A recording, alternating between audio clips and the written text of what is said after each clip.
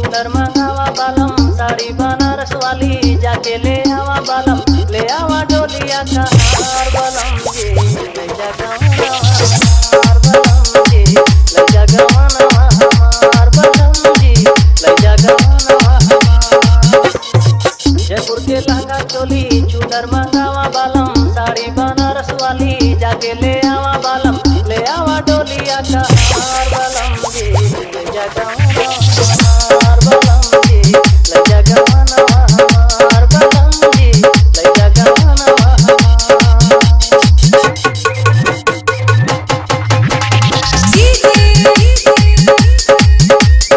राजकुमार Prajapati materia चौराहा।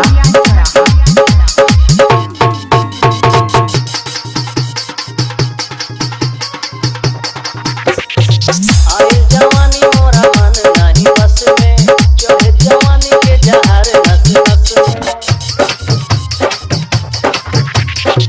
सैया के दर्दी नहीं माने मोरी बतिया, कटे न कटे दिन कटे नहीं रतिया, बीते न अब दिन प्यार बलम जी, ले जा गवनवा हमार बलम जी, ले जा गवनवा हमार बलम जी, ले जा गवनवा हमार।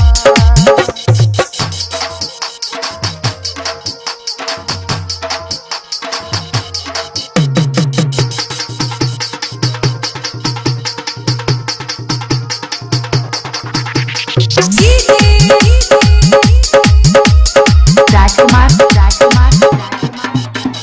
प्रजापति मटेरिया चौराहा। गौवा के लइका लोग छेके में दुपहरिया, हमसे बतिया ले मारे तीर की नजरिया,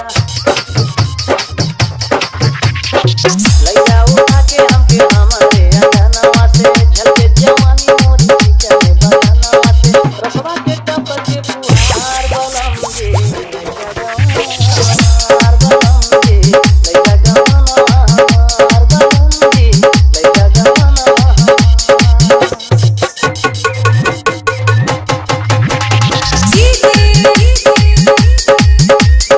राजकुमार प्रजापति मटेरिया चौराहा।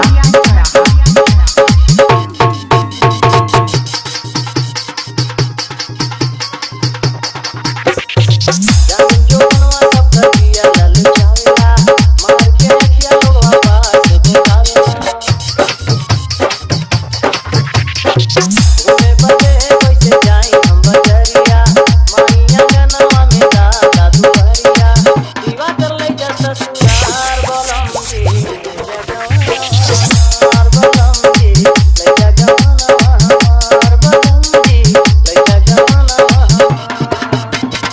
जयपुर के लहंगा चोली चूनर मंगावा बालम, साड़ी बनारस वाली जाके ले आवा बालम, ले आवा डोलिया का हार बालम जी, ले जा गवनवा हमार बालम जी, ले जा गवनवा हमार बालम जी, ले जा गवनवा हमार बालम जी, ले जा गवनवा हमार बालम जी, ले जा